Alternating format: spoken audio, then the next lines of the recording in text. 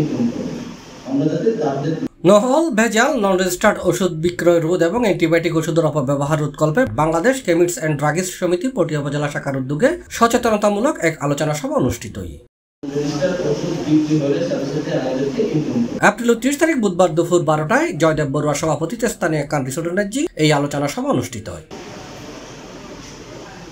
এটা প্রধান আলোচক আছেন ঔষধ প্রশাসন অধিদপ্তরের সহকারী পরিচালক মোহাম্মদ বাদল শিকদার, প্রধান অতিথি আছেন উপজেলা নির্বাহী কর্মকর্তা ফারহানুর রহমান, বিশেষ অতিথি আছেন সহকারী কমিশনার ভূমি প্লাবন কুমার বিশ্বাস, মেডিসিন বিশেষজ্ঞ ডাক্তার মোহাম্মদ ওয়াহিদ হাসান, পটিয়া থানার ওসি তদন্ত আতাউর রহমান, ঔষধ তত্ত্বাবধায়ক মোহাম্মদ ফজলুল হক, ঔষধ তত্ত্বাবধায়ক আবিদ আহসান, ডাক্তার দয় দত্ত বড়ুয়া, ইঞ্জিনিয়ার জসিমউদ্দিন চিনি।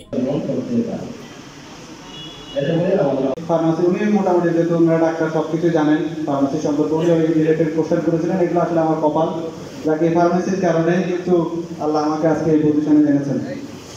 তো আপনারাও আমার এক ধরনের জ্ঞাতি ভাই, প্রফেশনের দিক থেকে আপনাদের সাথে একসঙ্গে ছিলাম। তো আমি যেটা এখানে দেখি আমাদের কিন্তু আমরা যারা বিভিন্ন ভার্সিটি থেকে ফার্মাসিতে পড়াশোনা করি আমাদের একটা সার্টিফিকেট থাকে যেটা হচ্ছে এই ক্যাটাগরি। আয়োজিত অনুষ্ঠানে স্বাগত বক্তব্য রেখে পটিয়া উপজেলা কেমিস্ট অ্যান্ড ড্রাগিস্ট সমিতির সাধারণ সম্পাদক মোহাম্মদ দিদান আলম, সংগঠনের প্রধান উপদেষ্টা আব্দুর রাজ্জাক, আনিস উদ্দিন, কুরশেদ আলম, মোহাম্মদ হাবিবুর রহমান, মোহাম্মদ ফুরকান, মুজাফর আলম, শেখ মোহাম্মদ, মোহাম্মদ জসিমউদ্দিন, সাইফুল ইসলাম, কবির হোসেন, নয়ন চৌধুরী, সুজন দে, আলমগীর, রফিকুল আলম, শাহজালাল সহ আরো অনেকেই। ওই জান থেকে আজকে আমার আশা, আমি শহরের অফিসে আসলাম। আমি মনে করেছি আজকে এই প্রতিষ্ঠানে যাওয়া আমার খুবই দরকার।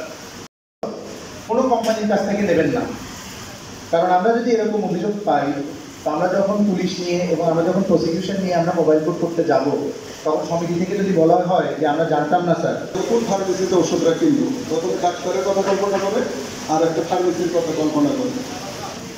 C+ TV Chittagong.